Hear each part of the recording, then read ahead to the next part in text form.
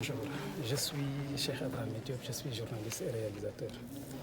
À travers ce film, je voudrais montrer l'engagement de Madame Marie-Delphine Ndiaye, qui a été une femme exemplaire, qui toute sa vie durant a servi l'humanité, particulièrement la femme et l'enfant. Et je pense que vous le comprendrez mieux que moi.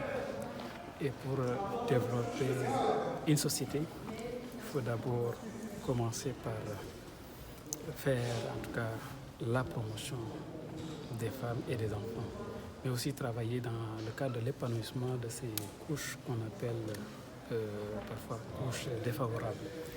Et Marie-Delphine ça a été l'objectif vraiment de l'engagement de Marie-Delphine. Seulement ce film, avant de commencer même la réalisation, c'était du vivant de Marie-Delphine Ndiaye. Parce que j'ai eu à travailler avec lui dans le cadre d'un projet de film que j'avais déjà fini de montrer. Et c'est un film intitulé Sur le chemin droit des femmes. Un film qui retrace l'évolution des droits des femmes de 1960 à nos jours. Et au cours de ce travail, nous avons beaucoup discuté. Nous avons également beaucoup partagé dans le cadre de ce travail. Et c'est à partir de cette période que je lui ai expliqué, compte tenu de ce que vous avez comme richesse intellectuelle, comme bagage, mais aussi comme compétence, et ce serait bien en tout cas de produire un film documentaire qui va retracer votre vie et votre parcours. Au début, elle me disait, bon, on va attendre, je sais pas, il me reste encore des choses à faire. Ça démontre également sa discrétion et son humilité. Mais après son décès, je ne pouvais pas rester insensible en tout cas à cet engagement. C'est ainsi que je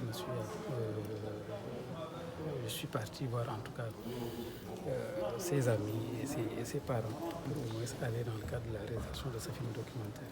Mais surtout montrer Marie-Delphine comme étant un modèle, une référence pour les jeunes générations et les générations à venir. Alors, vous l'avez tantôt dit dans votre speech, vous voulez vous projeter et sillonner pas mal d'écoles et faire la promotion de ce film. Alors, avez-vous un appui de la part du ministère de la Culture ou de la Communication? Bon, cette question-là, je ne l'aime pas trop parce que, vous savez, la culture, ce n'est pas quelque chose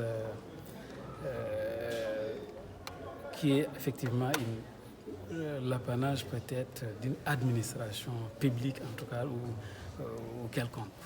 Mais c'est à nous également de faire des propositions, de proposer des projets et d'aller à la rencontre effectivement des bailleurs et ceux qui peuvent financer.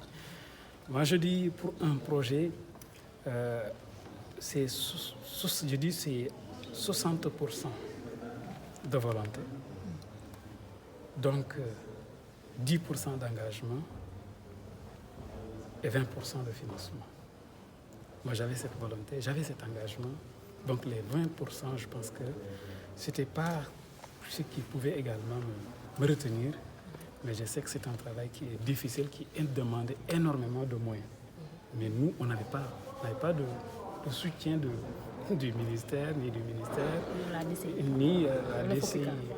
Oui, mais DCI et FOPICA nous ont soutenus, pas dans ce film, mais antérieurement dans les films que nous sommes en train donc de réaliser. On n'a pas encore fini ces films. Ils nous avaient soutenus dans ce cadre. Mais pour ce film-là, moi, je m'étais dit que l'essentiel est quand même de s'engager et aller dans le cadre de la production. Ce que nous avons fait, c'est vrai que c'était difficile, il n'y avait pas de moyens au départ, mais la famille et ses amis nous ont appuyés, nous ont soutenus parce qu'ils se sont convaincus en tout cas du projet.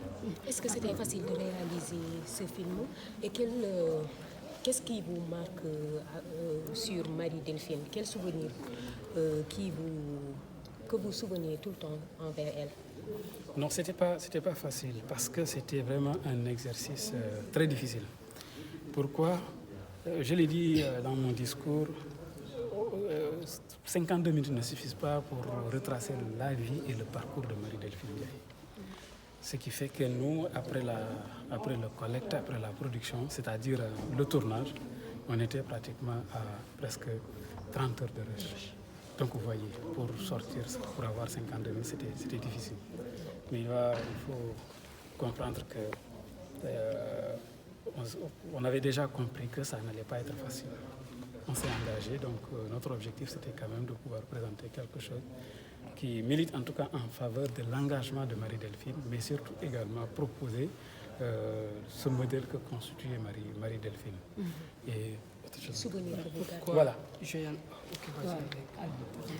Voilà, donc les souvenirs que je peux retenir de Marie-Delphine, sinon même au cours de la production de ce film, c'est d'abord sa discrétion.